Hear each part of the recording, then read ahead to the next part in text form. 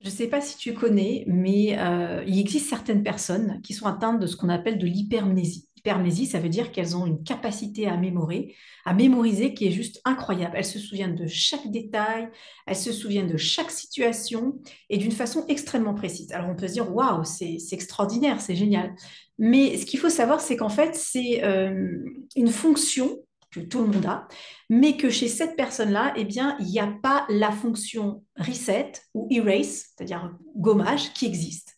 Donc ça veut dire qu'à la base, à l'origine, tous les êtres humains, ils sont dotés de cette fonction ultra abondante, d'avoir une hypermémoire, d'avoir une hyperlactation, je reviendrai dans un instant sur cette notion, d'avoir tout en abondance, un flux continu et extrêmement abondant. Sauf qu'il y a des mécanismes de régulation dans notre corps qui vont inhiber cette abondance. Donc, par exemple, je vais prendre l'exemple du lait. Moi, je parle à l'instant où je parle, je n'ai pas de lait, mais il faut savoir que mon corps, il en produit constamment, sauf qu'il y a il y a un facteur inhibiteur de ce lait, hein, ça s'appelle le prolactine inhibiting factor, voilà, comme je fais mes petites recherches, et ce facteur d'inhibition du lait fait que là, au moment où je vous parle, je n'ai pas de lait, d'accord? Mais ça veut dire qu'à la base, à l'origine de la création de l'architecture des femmes, et des hommes également, eh bien, il y a cette notion d'abondance. Et ça, c'est extrêmement intéressant. J'ai démarré cette vidéo en parlant d'hypermnésie. Je parle maintenant de cette notion de lactation. Dans un cas comme dans l'autre, on voit que ce super pouvoir, c'est incroyable cette femme qui donne du lait constamment. Il n'y a pas un instant dans sa vie où il n'y a pas de lait. Alors ça, si tu rencontres une femme comme ça, c'est parce que son inhibiteur n'a pas été activé. Si tu rencontres également une personne qui a une hypermnésie, c'est-à-dire une mémoire phénoménale qui se retient de chaque détail et rien ne s'efface, hein, c'est comme si la mémoire elle se remplit, mais il n'y a pas la fonction effaceur, eh bien c'est une fonction, j'allais dire, que tous les êtres humains peuvent avoir. Donc pourquoi c'est extrêmement important ce que je suis en train de poser là? Parce que c'est un paradigme de compréhension qui va modifier complètement la façon que l'on a de concevoir la santé, la maladie et aussi l'abondance.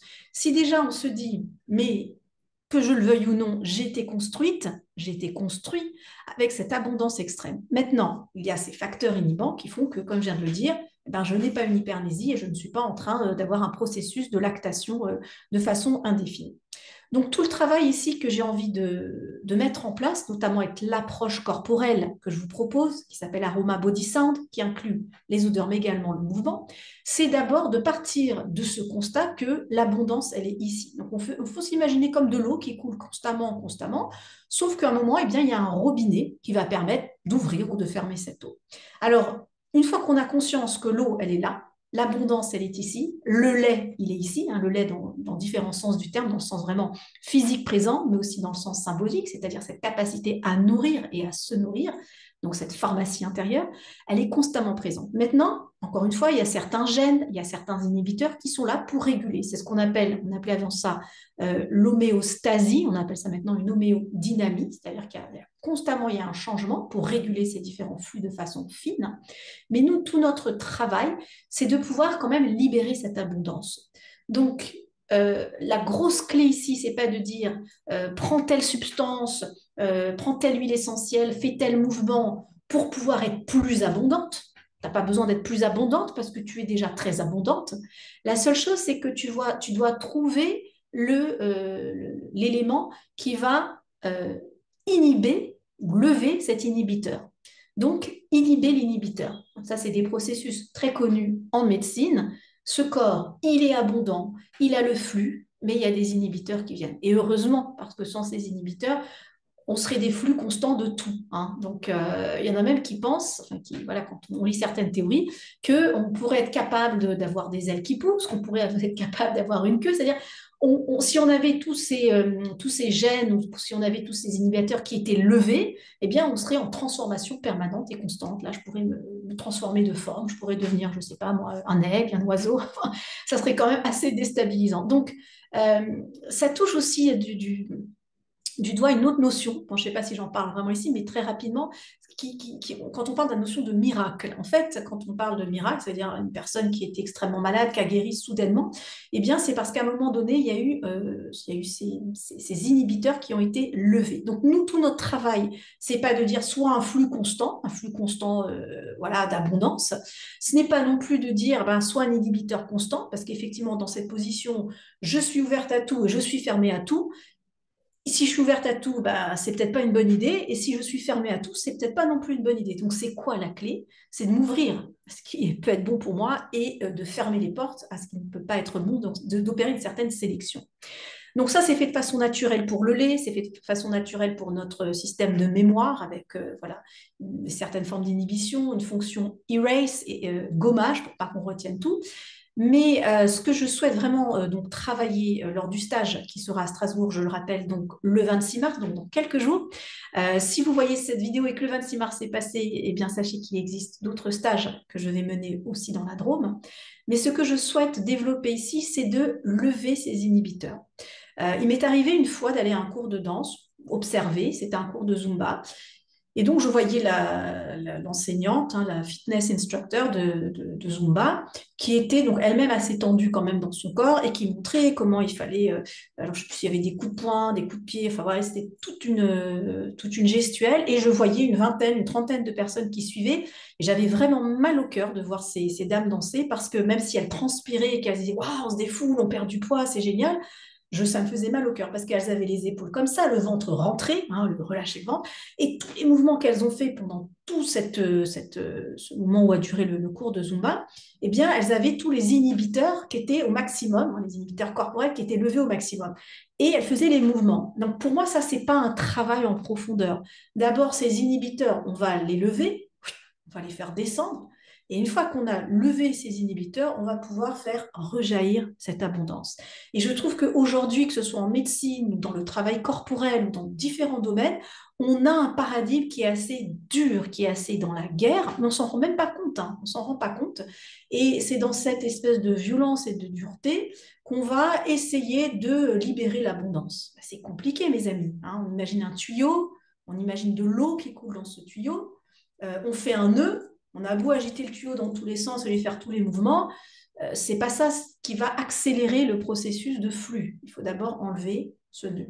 Donc la levée de ces inhibitions, c'est un travail majeur que je vais faire avec vous en stage en présentiel, que je vous propose aussi lors des ateliers en ligne. Regardez bien tous mes ateliers. À chaque fois, je mets l'accent sur cette notion d'inhibiteur, sur cette notion de lever les blocages. Et il n'est pas question de commencer à bouger, à s'agiter si on a tous ces inhibiteurs qui sont mis en place. Alors, j'ai démarré la vidéo en parlant de cette espèce de super pouvoir que nous avons tous, et je la finis en expliquant, en la liant avec la notion du corps. Alors, il y a un lien entre les deux.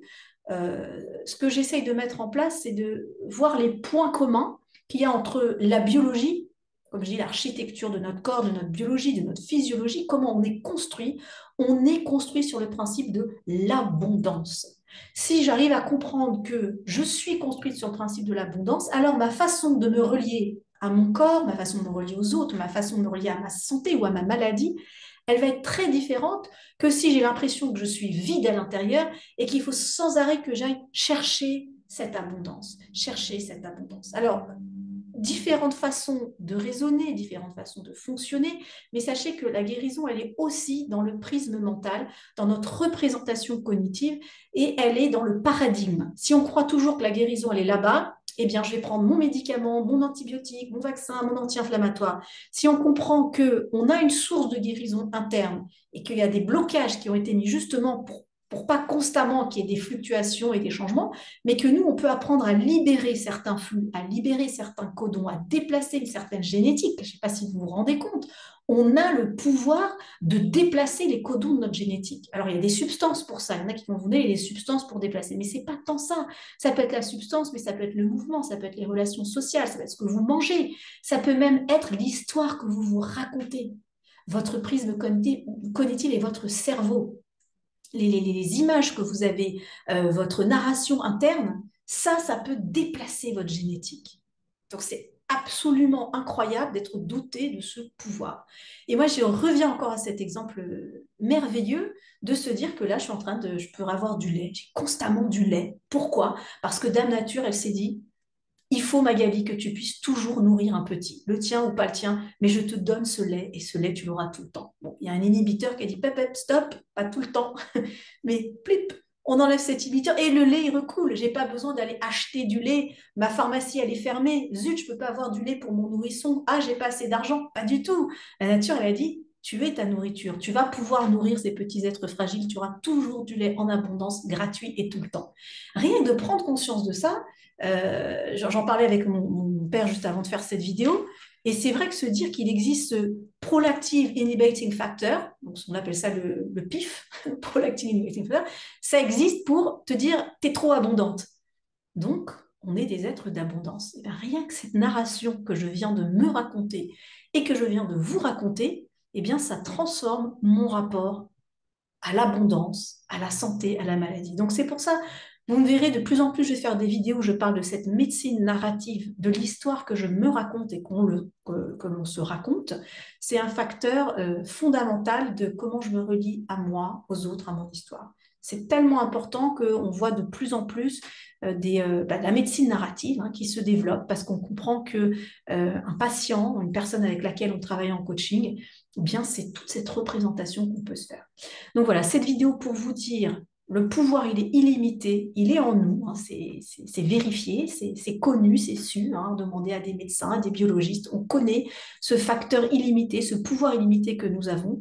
Maintenant, nous, notre travail, c'est face à ces gènes ou ces facteurs inhibants, qui sont inhibiteurs, eh bien, il faut qu'on apprenne à les lever. Pas tous d'un coup, pas n'importe comment, parce que ça serait quand même assez compliqué à gérer, mais progressivement et de façon phasée, on sait lesquels il faut lever, lesquels il faut garder fermés, et on y va progressivement. Et quand vous vous regardez 6 mois en arrière, 12 mois en arrière, et que vous regardez le parcours que vous avez fait, vous dites, qu'est-ce que j'ai levé comme frein, qu'est-ce que j'ai levé comme facteur qui était inhibant. Et ça, c'est quelque chose qui se fait dans la durée, qui se fait progressivement, mais dont on voit quand même assez rapidement les effets. C'est pourquoi moi, je suis extrêmement heureuse de vous retrouver à Strasbourg le 26 mars, parce que c'est des moments, si vous voulez, corporels, où on peut lire dans le corps de chacune, on peut voir certains freins, certaines tensions, et tranquillement, gentiment, eh bien, on va ouvrir ces freins. Et en libérant certains freins corporels, en libérant certains canaux de flux corporel, ben, évidemment, il y a aussi des canaux qui vont s'ouvrir ici. Et ça, c'est le plus merveilleux et le plus magique que je fais quand voilà, quand j'ai des stages avec vous, c'est de pouvoir voir cette évolution corporelle. Et comme j'ai quand même l'habitude des mouvements corporels, je peux vraiment identifier toute cette avancée et toute cette ouverture et c'est juste magique. C'est vraiment magnifique. Voilà, c'est mon plus grand plaisir. C'est pour ça que j'aime beaucoup le métier que je fais, de pouvoir accompagner principalement des femmes. Parfois, il y a quelques hommes, il peut y avoir des enfants, mais principalement des femmes vers cette ouverture de leur épigénétique. Donc moi, j'ai pas envie de dire cherche une meilleure version de toi-même. Il n'y a pas de meilleure version. Tu es la meilleure version de toi-même, sauf que parfois, eh ben, il y a eu un bout de scotch à un endroit, et puis là, il aurait dû avoir un bout de scotch et tu ne l'as pas mis par les circonstances de la vie. Donc nous, eh bien, on va être comme des petites fées qui raccommodent. Tiens, voilà, c'est ça, on est des fées qui raccommodent, et puis là, on va raccommoder, puis là, on va enlever un film, et là, on va en rajouter un. C'est vraiment comme je dirais, une très belle tapisserie. Notre corps, notre esprit, c'est comme si on était sur une très belle tapisserie que l'on va broder avec beaucoup de soin. Et je me régale rien que d'y penser parce que pour moi, c'est un travail formidable. Et j'ai de la chance que vous me suivez et que vous soyez un public très réceptif, aussi bien dans les odeurs, l'aroma, les senteurs, le mouvement corporel, l'énergétique. Donc, quel plaisir de pouvoir partager tout ça. On est avec des techniques. Les techniques que je vous propose, c'est des techniques à haut potentiel.